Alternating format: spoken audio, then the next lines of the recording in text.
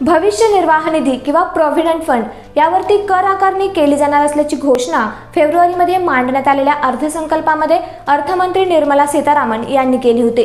त्यानंतर पीएफ धारकांमध्ये अनेक प्रश्न उपस्थित केले जात आहेत। यामध्ये कोणत्या पीएफ धारकांवर ही कर आकारणी केली जाणार, त्याचबरोबर ही कर आकारणी किती प्रमाणात असेल, तसेच सर्वसामान्य पीएफ धारकांना खरंच या संदर्भात चिंता करण्याची गरज आहे का, यासारखे अनेक प्रश्न उपस्थित होत आहेत। चला तर मग या व्हिडिओमध्ये सविस्तर जाणून घेऊया पीएफ वरील कर आकारणी संदर्भात। नमस्कार, मी श्रुती मुंगीकर, लेट्स अप मराठीमध्ये आपलं स्वागत। पीएफ खात्यात जमा होणाऱ्या रकमेवर जे व्याज मिळेल त्यावर दरवर्षी तुमच्या उत्पन्नाच्या स्लॅबनुसार कर आकारणी केली जाईल। यासाठी आता ज्या लोकांच्या खात्यामध्ये करासंदर्भात मर्यादा असलेल्या रकमेपेक्षा जास्त रक्कम होत असेल त्यांची एक नव्हे तर 2 पीएफ खाती असणं गरजेचं असेल।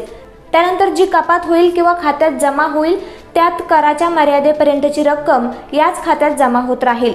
या खात्यात जमा झालेली रक्कम किंवा त्यावर लागणारं व्याज करमुक्त असेल।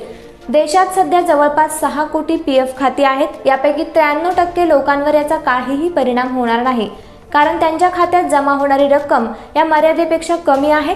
त्यामुळे त्यांना सध्या चिंता करण्याची गरज नाही।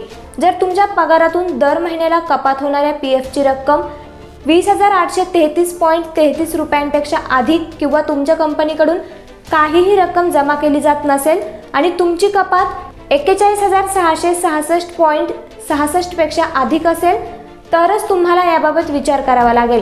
पण या प्रकरणात देखील जबाबदारी तुमची नसेल तर हिशोब ठेवणारी संघटना EPFO किंवा तुमच्या कंपनीच्या पीएफ ट्रस्टची असेल। त्याचबरोबर 31 मार्च 2021 पर्यंत तुमच्या खात्यात जी रक्कम होती त्यावर काहीही व्याज किंवा टॅक्स लागणार नसून सरकारनं पब्लिक प्रोव्हिडंट फंड म्हणजेच PPF ला देखील यापासून दूर ठेवला आहे।